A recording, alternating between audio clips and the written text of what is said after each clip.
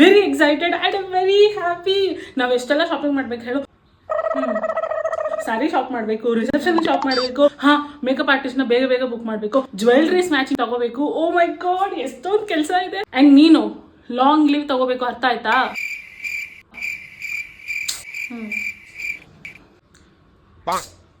Hello, ನಾನೇನು ಹೇಳ್ತಾ ಇದ್ದೀನಿ?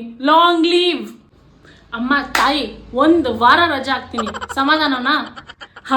ಫುಲ್ ಖುಷಿ. ಸಮಾಧಾನ. ಇಲ್ಲ ಆಂಟಿ, ನಂಗೇನು ಬೇಡ, ಫೈನ್, ಥ್ಯಾಂಕ್ ಯು. ಏನಮ್ಮ ರಾಣಿ, ಏನು ಸಮಾಚಾರ? ಸಪ್ನಾ, ಹಲೋ. ಅಂಕಲ್, ಏನು ತರಲಿ? Coffee, tea, juice? ಓ, ನೀನಾ? ನಾನೆಲ್ಲೋ ನಮ್ಮ ಮಾವನ ಫ್ರೆಂಡ್ ಯಾರೋ ಬಂದಿದ್ದಾರೆ ಅಂತ ಅಂದ್ಕೊಂಡೆ. ಅಯ್ಯೋ ಬಿಂದು, ಯಾಕೆ ಕೇಳ್ತೀಯ? ನನಗಂತೂ ಈ ಜೀವನ ಸಾಕಾಗಿದೆ. ನೀನೇ ಪರವಾಗಿಲ್ಲ, ಎಷ್ಟು ಆರಾಮಾಗಿದೆಯಾ. ಬೆಳಗ್ಗೆ ಎದ್ದರೆ ಕೆಲಸ, ರಾತ್ರಿ ಆದರೆ ಕೆಲಸ.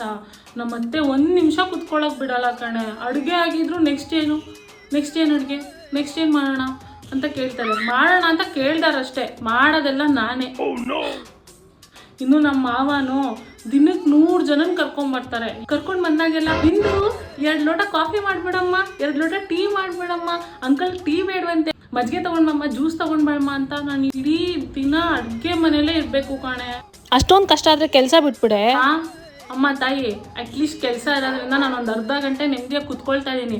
ಅದೂ ಬಿಟ್ಬಿಟ್ರೆ ಈ ಮನೇಲಿರೋ 24/7 ಮನೆ ಕೆಲಸದೋಳು ನಾನೇ.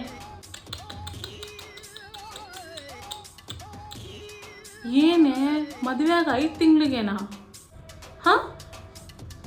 ನಮ್ಮ ಮದುವೆ ಆಗಿ ಬರೀ 5 ತಿಂಗಳಾಗಿರೋದಾ?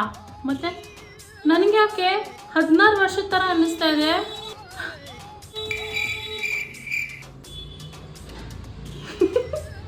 ನಿನ್ನನ್ನು